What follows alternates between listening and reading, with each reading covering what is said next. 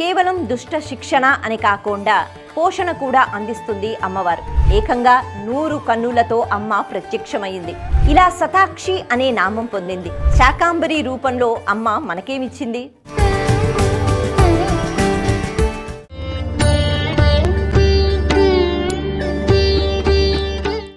భక్తివన్ ప్రేక్షకులకు నమస్కారం. 3 కళ్ళు ఉన్న ఈశ్వర స్వరూపాన్ని త్రినేత్రుడు అని పిలుస్తున్నాం, కొలుచుకుంటున్నాం. మరి ఏకంగా 100 కళ్ళు ఉన్న స్వరూపాన్ని ఏమని పిలవాలి? అమ్మవారి 100 కళ్ళు ఉన్న స్వరూపాన్ని శతాక్షి రూపం అని అంటూ ఉంటాం. ఇందుకే అమ్మవారు ఇలా 100 కళ్ళతో ఎందుకు ప్రత్యక్షమయ్యారు? మన కోసమే. అలాగే శాకాంబరి స్వరూపం అని చెప్తూ ఉంటారు.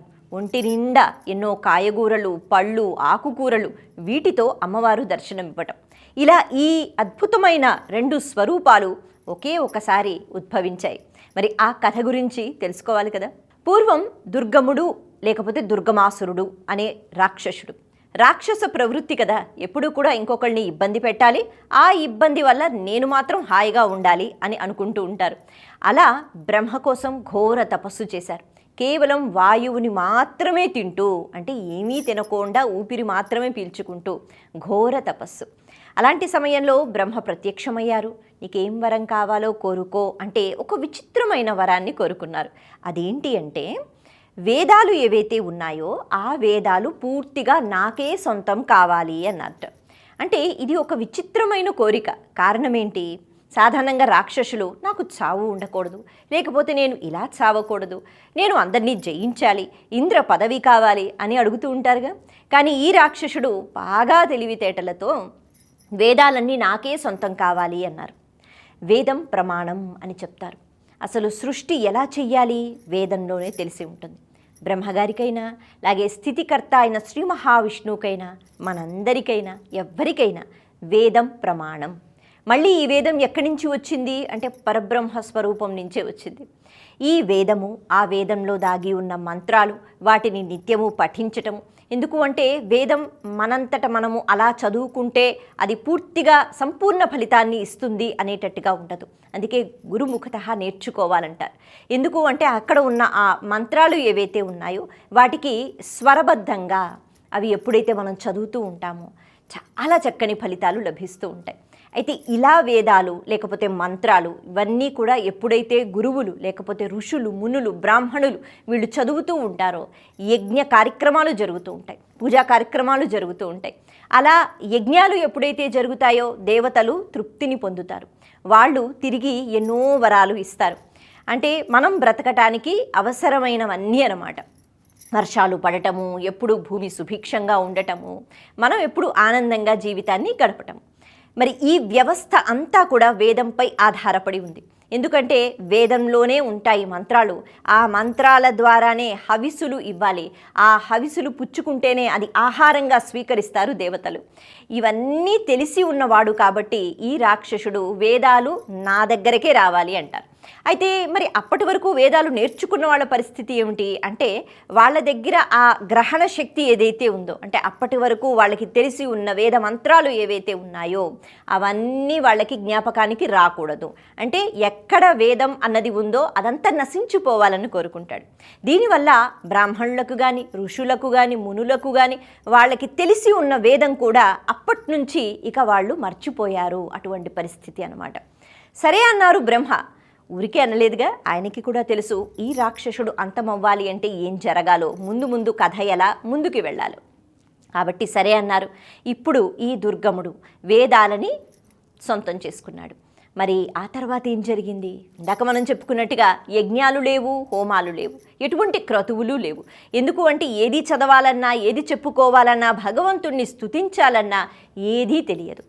అందరికీ కూడా అయోమయ అవస్థ. అటువంటి అవస్థ జరిగినప్పుడు ఒక చక్రం అన్నది ఉంటుందిగా. భగవంతుడు అంటే దేవతా స్వరూపాలు తృప్తి చెందిన తర్వాత వరాలను అందిస్తారు. ఆ వరాలను మనం పొందుతాం. అంటే మనము చక్కగా ఆహారాన్ని పొందుతాం, అన్ని సౌకర్యాలు పొందుతాం. తిరిగి కృతజ్ఞతా భావనతో ఆ పదార్థాలతోనే మళ్ళీ యజ్ఞం అన్నది చేస్తాం. అంటే భగవంతుడు మనకి ఏమి ఇచ్చాడో దాన్ని మళ్ళీ మనం తిరిగి ఇవ్వటం అన్నది కృతజ్ఞతా భావనని మనం తెలుపుకోవడం. ఇది ఖచ్చితంగా చాలా అవసరం. అందుకే యజ్ఞాలు చెయ్యాలి, హోమాలు చెయ్యాలి అనే ఒక నియమం పెట్టారు. మరి ఇవేమీ లేవు కాబట్టి అసలు వర్షాలు అన్నవి లేవు, సుభిక్షంగా నేల లేదు, పంటలు లేవు, ఎవరికీ తినటానికి ఏదీ లేదు. ఇలాంటి పరిస్థితి కొనసాగింది. అలా కొనసాగి కొన్ని వేల సంవత్సరాలు గడిచిపోయాయి. మరి అప్పుడు ఎలా ఉంటుంది భూమి? అందరూ చనిపోతున్నారు, పశువులు కూడా చనిపోతున్నాయి. ప్రకృతి అంతా పూర్తిగా అంటే ఒక అయోమయ అవస్థను పొందింది. అటువంటి సమయంలో ఇలా ఉంటే కుదరదుగా. మరి ఎలా చెయ్యాలి? ఎటువంటి పూజలు చెయ్యాలి? ఇవేమీ జ్ఞాపకానికి లేవు. భగవంతుణ్ణి ఎలా ఆరాధించాలి అనే ఒక ప్రశ్న మాత్రం మిగిలింది. అప్పుడు వాళ్ళందరూ అనుకున్నారట, అమ్మని పిలవడానికి వేదమంత్రాలు అవసరమా?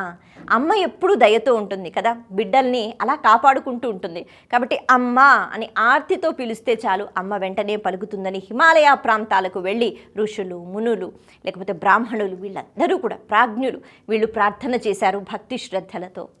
అప్పుడు అమ్మ కరుణించి ఒక రూపాన్ని ధరించారట. ఆ రూపమే శతాక్షి రూపం అంటారు. ఎందుకంటే అమ్మవారు ఆవిడ ముందుగా దర్శనం ఇచ్చేటప్పుడు తన శరీరం అంతా కళ్ళుతో నింపుకుని ఆవిడ దర్శనం ఇచ్చారు. అంటే అలా కళ్ళు ఉండడానికి కారణం ఏమిటి అంటే ఆ కళ్ళలోంచి నీటి ప్రవాహం అన్నది వచ్చిందట. ఈ నీరు మొత్తం భూమిని తడిపేసిందనమాట. అలా 100 కళ్ళతో అమ్మవారు శరీరం నిండా కళ్ళతో వచ్చి ప్రత్యక్షమయ్యి, అయితే ఇక్కడ మనకి ఒక సందేహం కలగవచ్చు, మరి అందరికీ ఆకలేస్తోంది కదా, ముందు అమ్మ వచ్చి అన్నం పెట్టాలి కదా అని. కాదు కదా, నీరు అన్నది అందులో ప్రాణశక్తి దాగి ఉంటుంది. మనం ఏదైనా పదార్థం తినడం కన్నా ముందు నీటి చుక్క ఒక్కసారి మన నోటిలోకి వెళితే ప్రాణం లేచొచ్చినట్టుగా ఉంటుంది. నీటికి అంత శక్తి ఉంటుంది, ప్రాణశక్తి అన్నది నీటిలో ఉంటుంది. కాబట్టి ముందు అందరికీ నీరు ఇవ్వాలిగా.